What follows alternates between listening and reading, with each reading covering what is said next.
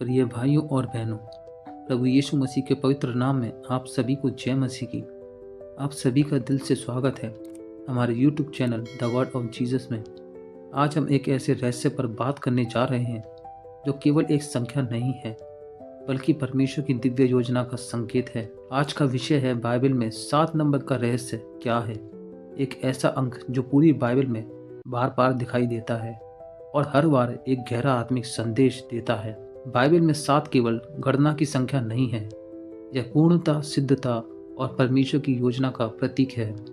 यह दिखाता है कि परमेश्वर का कार्य कभी अधूरा नहीं रहता।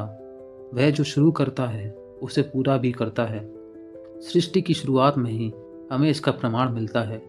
उत्पत्ति की पुस्तक में लिखा है कि परमेश्वर ने संसार को 6 दिनों में बनाया और 7वें दिन विश्राम किया। यह विश्राम थकान का नहीं था बल्कि कार्य की पूर्णता का चिन्ह था।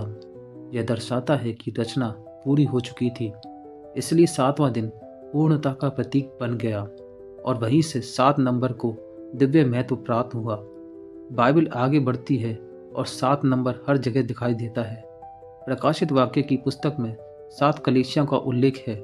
वहीं पर 7 दीपकों का वर्णन, 7 मोहरों को खोले जाने की बात और 7 तुरैयों की आवाज़ सुनाई देती है और 7 कटोरों का उंडेला जाना भी बताया जाता है। यह सब कोई एक संयोग नहीं है बल्कि यह परमेश्वर की योजना है। यह दर्शाता है कि परमेश्वर का कार्य क्रम में होता है, व्यवस्था में होता है और उद्देश्य के साथ वह पूरा भी होता है। कुछ भी बिना कारण परमेश्वर नहीं करता। कुछ भी बिना योजना के परमेश्वर नहीं करता।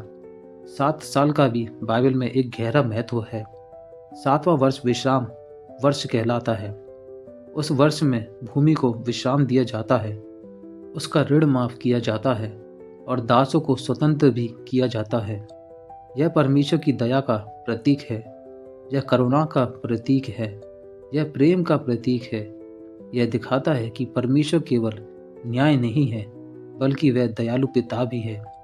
प्रकाशित वाक्य की 7 तुरैयां भी अंतिम समय का संकेत देती हैं, पर वे केवल दंड नहीं देती, वे चेतावनी हैं। वे मनुष्य को पश्चाताप करने का अवसर देती है, क्योंकि परमेश्वर किसी का नाश नहीं करना चाहता। वह चाहता है कि सब मनुष्य उद्धार पाएं और 7 आत्मिक पूर्णता का प्रतीक बन जाता है। यह दिखाता है कि परमेश्वर का प्रेम पूरा है, उसकी क्षमा भी पूर्ण रीति से है, उसकी शक्ति पूर्ण रीति से है, उसकी कृपा भी पूर्ण है। और जीवन में जब हमें लगे कि सब कुछ बिखर रहा है, जब सब अधूरा दिखाई दे, जब परिस्थितियां हमें विरुद्ध हों, तब 7 हमें याद दिलाता है कि परमेश्वर की योजना अधूरी नहीं होती। उसकी प्रक्रिया हमें समझ नहीं आए, लेकिन उसका परिणाम हमेशा पूरा होता है। वह समय पर सब कुछ पूरा करता है।